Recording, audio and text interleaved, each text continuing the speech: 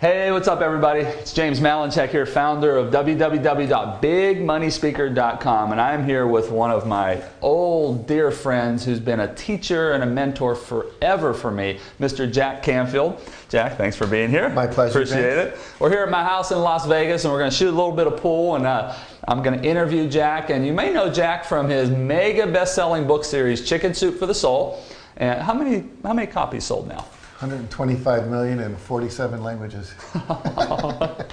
Wow. One of the things you always have to do is you've got to tell your story at the beginning of any presentation, any teleseminar that you're on, or if you're in a one-to-one selling situation, because you got to understand that you're not selling a product or service. You are selling you first. And there's 3 keys to your story. It's mess, turning point, success.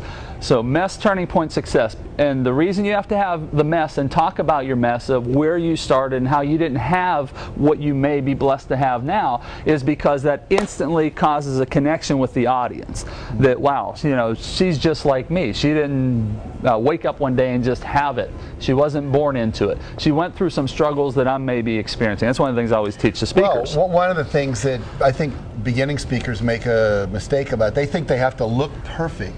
So that people think, oh, their life's perfect, so I want what they have. But it makes you feel so distant from the audience they can't relate to you.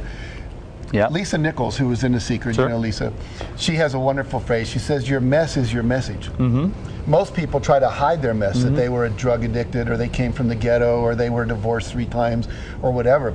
But as soon as you say, I'm on my 3rd marriage, and third's a charm, we're done, I think. The first one was 5 years, second one was 20 years. And I used to feel very embarrassed to talk about that. Here I'm supposed to be the self-development expert, and I'm on my 3rd marriage.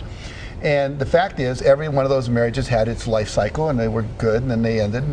But I used to be embarrassed to say that, you know, because why are they going to trust me if I can't even make my marriage work? And every time I say, you know, I've been divorced, half the audience goes, oh, me too. You know, I understand. And even when I say 3rd marriage, you know, at least 10 people come up and say, I'm on my 3rd marriage too. And then they relate to you, they feel connected to you. And I find that when I do workshops, and we actually do exercises where I ask them to talk about something that's not working in your life, a difficult or troubling situation, something you want, you can't manifest, I always share mine first. And then people go, oh. And at the end of the workshop, people will say to me, that was the most valuable thing you did. Made me realize, okay, there's a shot for me. If you can do it, I can do it. Absolutely. And that's what you're saying. Absolutely. So it's mess, turning point. What was the turning point? Now, if you are offering books and CDs or a coaching program, you should want to talk about the turning point being that when you started to understand self-improvement and working on yourself and reading books and listening to audios and going through coaching programs. If that's what you're going to offer at the end of the presentation, you have to talk about that as being one of your turning points if it's a true fact. And then the success of what you have because you started to invest in yourself and go through the seminars. Because what happens, and you do that in the very beginning of a presentation, because what happens is fast forward all the way over here on a timeline.